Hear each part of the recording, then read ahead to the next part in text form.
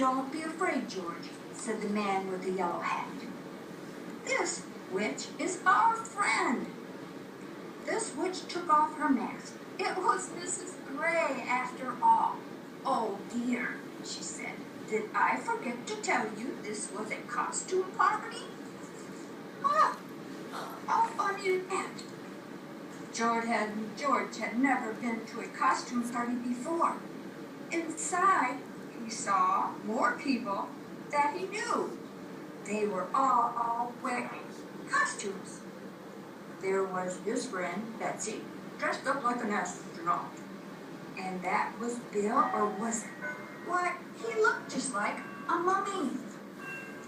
And that's the witch's clock going bong, bong, bong, bong.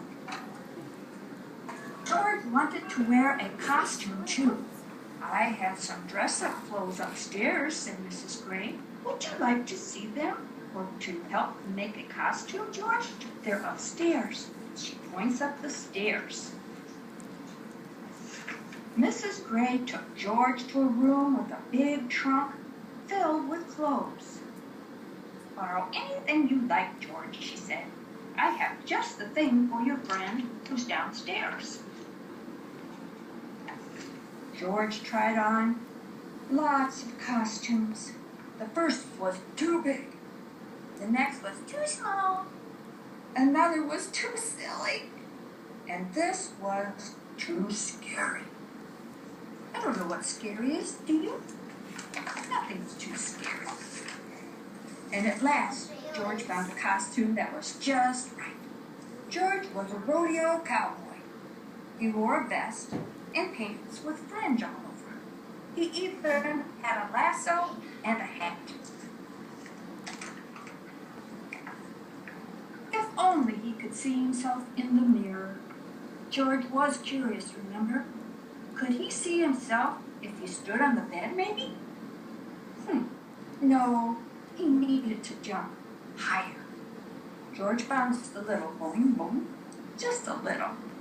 But, oh Lordy, but still, he couldn't see himself. So he bounced a little more, boing, even higher, boing, a little more, boing, and oh my goodness, I think no.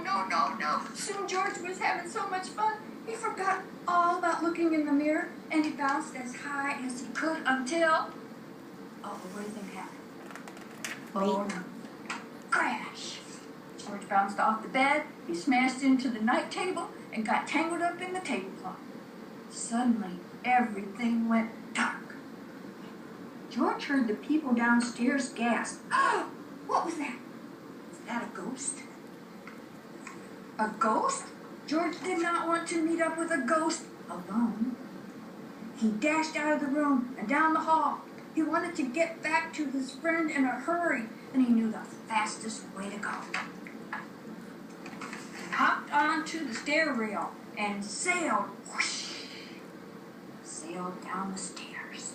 Boy, he was flying. I mean, he was going fast.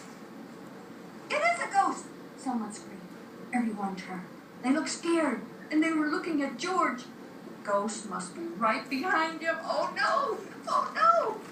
George flew off the rail and down and landed plop in the arms of the farmer. But this wasn't really a farmer. It was his friend, the man with the yellow hat. Whew. Soon everyone stopped looking scared and started to laugh. Crazy George. I mean, really. "That's not a ghost. That's a cowboy," laughed a policeman. "That's not a cowboy.